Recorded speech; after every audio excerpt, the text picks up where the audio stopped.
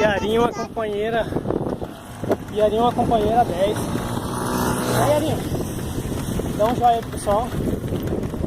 Ela tá inteira, pessoal. Nós estamos chegando já aqui, ó. E a Yarinha tá inteira. Fazendo o vídeo da chegada aí. Já estamos aqui no CEAF. A Yara tá inteira. Ela que me motivou a gente ir longe, porque ela falava, vamos na cachoeira.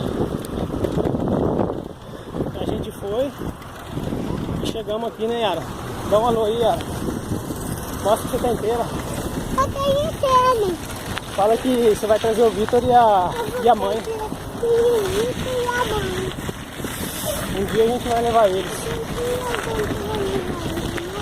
Dá um tchau aí pro pessoal, Yara. Até a próxima. Fala pra eles que a próxima vai ser lá na... A praça da polícia vai ser agora. A gente vai finalizar os exercícios ainda, abdominal e tudo mais. Só que a próxima... Só que a próxima vai ser lá na cachoeira do... Cidade de Cuiabá, Chapada de Guimarães. Chapada de Guimarães, agora eu e Yara. Só que com capacete equipado. E Cássio na Chapada. Valeu, um abraço aí.